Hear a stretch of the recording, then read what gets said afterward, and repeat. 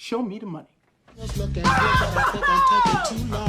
Back to the spot for a Glock. I took a loss over floss, but still got a knock.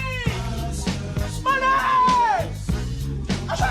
Derry, does that make you feel good just to say that? All right, show me the money. NFL picks are here for week number 4. Joining me today, my favorite Buccaneers fan, Charlie Borges here. Charlie, how are you? I'm doing good, Mike. How you been? Pretty good, like right now I've been so wrapped up with our Mets trying to, make this run and win the division that, the football season is kind of flying by. Yeah, I've been waiting for the finale of the season, and hopefully the Mets come out on top of the NL East. But I'm just happy we're in the postseason. Yeah, that's definitely nice. They'll be watching the Mets a lot over the next few weeks. So I talk about your football team here because obviously they were 2-0. They lose to Green Bay. Obviously down a ton of weapons because Mike Evans got suspended. A bunch of guys got hurt here. Like, what was your big takeaway from that game? They are not as bad as if they look. They just had no personnel. Obviously, losing Ryan Jensen, their center, hurts. Donovan Smith, their left tackle, hurts. Ali Marpet, who retired in the offseason, that really hurts. They just have no offensive line right now, and I think this is the first time that Tom Brady has actually had to face any adversity whatsoever in his 3 years with the Bucs. This is actually his third year. Wow, time flies by after you win a Super Bowl. They just need a little bit of help. They need the next man up mentality, and obviously it didn't work out against Green Bay. They could not get anything offensively going whatsoever. But if Evans can come back, Godwin can come back healthy, Julio Jones can come back healthy, they should be as dangerous as they were last year or even 2 years ago. Yeah, I want to talk about Brady, too, because the thing that's weird with this situation is obviously we had the whole dramatic loss. He retires, then he comes back, then he disappears for a couple weeks in camp, and now, he hasn't looked like himself to start the year. We have the rumors that his marriage is on the rocks and it's impacting his play on the field. I feel like it's just a massive distraction right now with what's going on with Brady. I would agree, but this is just me as a fan. It's things like this where people just need to mind their own business. I know it's his marriage is on the rocks, but it's his marriage. Even though he's a public figure, it's his marriage. Well, who are we to judge him for whatever is going on? Maybe his marriage may not even be on the rocks. It's just a rumor going around right now. He said it in the offseason when he took those 11 days off. He's 46 years old. He's got a lot of things going on. There's many reasons. I knew the Masked Singer was a rumor as to why he missed those days. I have my own theory. Everybody has their own theory. He looks fine. Tom Brady's always kind of gotten off slow. This is normally the time where he kind of just takes off. So I'm expecting him to take off in the next week or so here. Yeah, the thing I'm curious about is yes, all the off the field stuff is whatever it is, and people are focus on the Giselle stuff and all that. But to me, my question is watching him play is I saw this a little bit at the end of last year too. Is do you worry with him that maybe this is 1 year too long for him, and maybe he should have just retired last year? No, because people have been saying that he should have retired last year for the last decade for him, and he's won 3 Super Bowls in the last decade, something like that. I think with Brady, it's something that is so unprecedented that everybody's been calling for the Max Kellerman, Tom Brady cliff, if you will. It's supposed to have happened every year for the last decade. But I don't expect this year to be this year. I just think the first couple weeks have been rough because of the new offensive line. All of his weapons at receiver haven't been healthy. His tight ends are virtually non-existent, especially without Rob Gronkowski. I also don't know why they don't use Kyle Rudolph more, because from what I saw yesterday, he did fine. So I don't think that the Tom Brady cliff is a thing quite yet.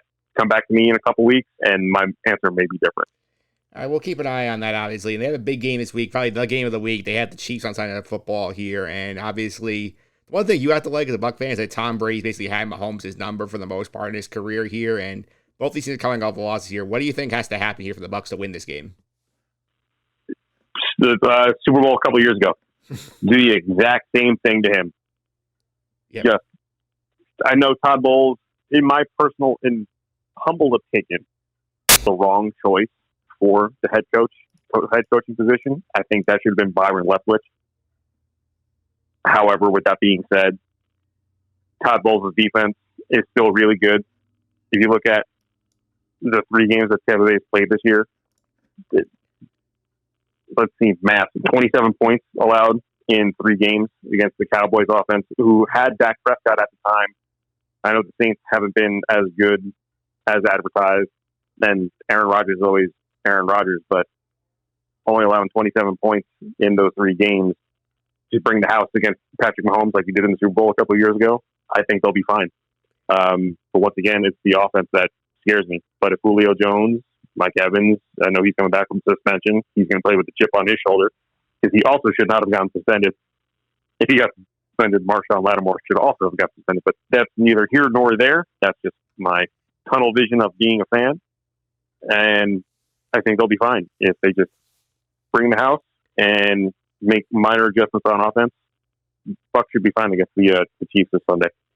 Yeah, I'm just hoping that this game actually ends up being good, because most of the Sunday night games here have been absolutely terrible. Yes. With the Broncos and the game was so 49ers. I was about to say that game was so boring. I forgot who was playing in it. It was one of those games where you watch and you go, I don't know why I wasted 3.5 hours of my life watching this. I could have just read the game recap the next morning. Yeah, I think I tweeted on something. I said, this is a masterclass in punting and punt coverage. It's not exactly what you want on the prime time NFL showcase. This is exactly what I was it was kind of like the Rutgers Iowa game. Yep. Going into it, it was nationally televised game on Fox, and we're all like, but why? We know punting is a crucial part of the game, but you don't need to put it on national television.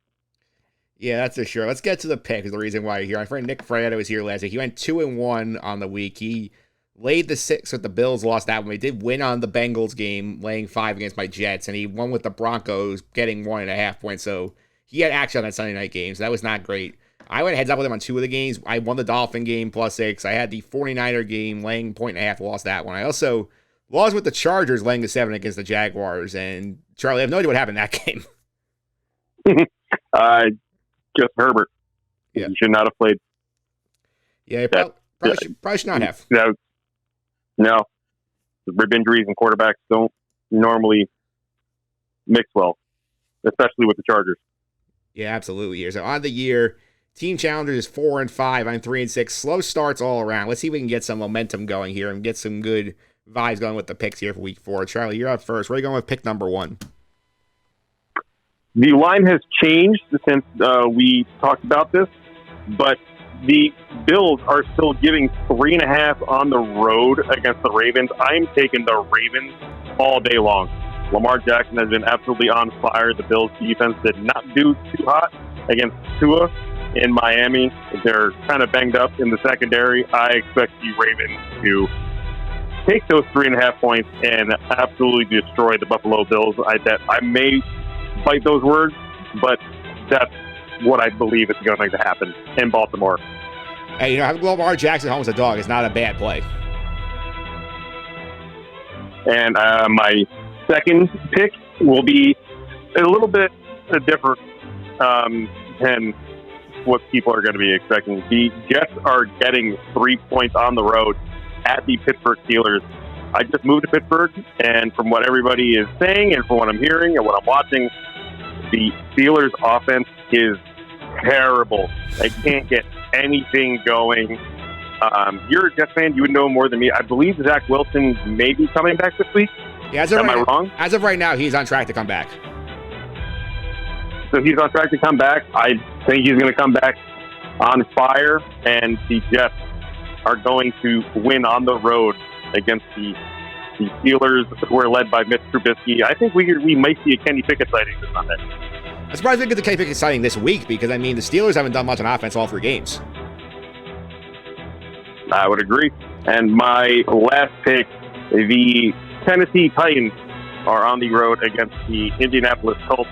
They're getting 3.5. I'm taking the Titans over the Colts in Indianapolis. Matt Ryan has not looked too good in Indianapolis so far, hasn't looked comfortable, and Derrick Henry flew like a bat out of hell last Sunday, and I'm expecting another repeat performance from Henry, and the Colts won't be able to stop him.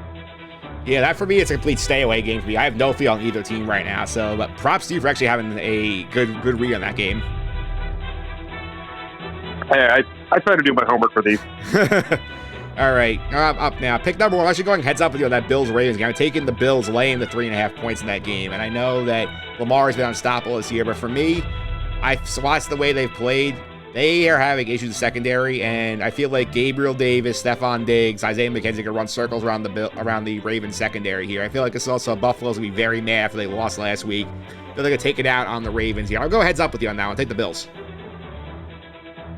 May the best man win, and I do believe the best man will be Lamar Jackson. All right, we'll see about that one. Pick two, though. We're doing a family play on the Jets here, getting the 3 points here. I love that pick because I feel like the Steeler offense has done nothing here.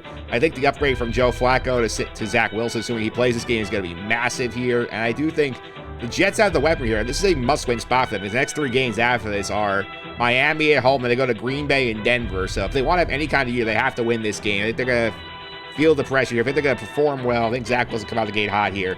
Jets +3, family play, Charlie. I would agree. If you look at the Steelers' defense, too, they've been okay, but they haven't been great. They haven't been the Iron Curtain that we've known them to be.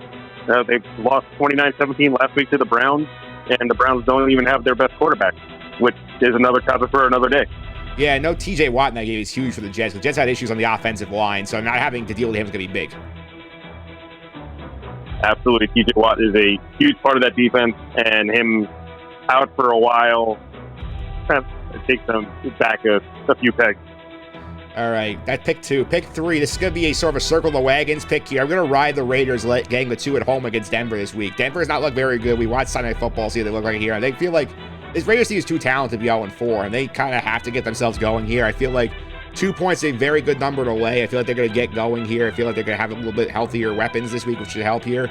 I also think that, pressure's starting to build there as well. I think the Raiders need this game a lot more than Denver does, and I feel like they're going to come out hot. I'm only laying 2, so he has a field goal win, I guess. I'm going to roll with the Raiders this week for the last pick.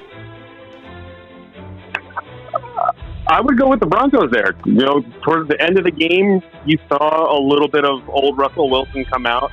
I think Nathaniel Hackett, I don't know if that's the name of the head coach of the Broncos, but all I know is that he's not good. But you kind of saw old school Russell Wilson come out a little bit. I think he's going to come out against the Raiders and continue what he had towards the end of the game on Sunday night.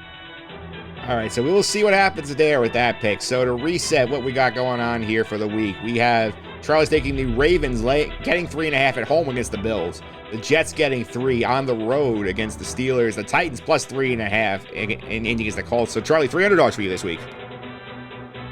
Yeah, I like the underdogs. I've always been raised to root for the underdogs, so might as well keep the pick going. All right, so my picks. I'm going heads up with Charlie on the Bill Raven, getting the Bills laying 3.5 on the road. We're going to family play on the Jets +3. And go with the Raiders -2 at home against Denver. Those are your picks for week number 4. Coming up next week on the pod, I'm going to be joined by Kevin Walsh Jr. from Sports. We're talking about his Eagles, too. And Charlie, they have been red hot to start the season, Philly. I am aware of the Eagles coming off of their hot start. I learned the hard way. I had Devontae Smith on my bench for fantasy football this past week because the first week I had him, he had 0 points. And I was like, oh, it's just the Eagles. And then the next week he did mediocre. And then last week he had 31 points on my bench. So I learned that one the hard way. But, I mean, good for the Eagles, I guess. Yeah. Yeah, I mean, you benched Devontae Smith. I lost to Devontae Smith in one of my leagues. See, the thing was, I was actually contemplating on cutting him. Yeah. Because he got 0 points, and I was like, you know what? It's the Eagles. They're not going to continue. They're not even going to be that good anymore. That's what I thought. I thought they were just a flash in the pan. towards the end of last season. Yeah, And now I'm learning that the hard way. Good thing you didn't cut him, though. Yeah, but then again, if I look at who's currently on my team, I don't know what to do because he's on my bench, and my other wide receivers are Scary Terry and Adam Thielen, who could score 3 touchdowns in one game or have absolutely nothing. So the fantasy is just a weird concept to me. Yeah, fantasy is always very challenging. I mean, I'm 1-2 in one league, I'm 2-1 in another one, so it basically tells you how my year is going. It's like, just okay, whatever, we're there. Middle of the pack, we'll take it. Yeah, middle of the as long as we get in, that's all that counts. Exactly. All right, Charlie, thanks all the time. Really appreciate it. Before I let you go, I can follow you on Twitter if I want to keep up with some of your thoughts on the Bucs and all the other things. I honestly forget the name of my Twitter handle. I changed it before. It's at Charlie Borges Jr. Right now it's hockey season. I'm more geared towards hockey season. I'm still waiting for pucks and pitchforks. Have a couple things coming out later on this week, early next week. So be on the lookout for anything related to that. But then again, the Buccaneers could be absolutely horrible this Sunday night. I mean, I will be very vocal. Let's now get to see some hockey in Pittsburgh this year. You can see a lot of teams come in. Yeah, Devils don't play till December in Pittsburgh, so I have to wait a little bit to see my team unless I go back home to Jersey. All right, well, we'll see. We'll see. Hopefully, they're due for a good year. So maybe we'll see what happens there, Charlie. Thanks for all the time. Really appreciate it. And no problem, Mike.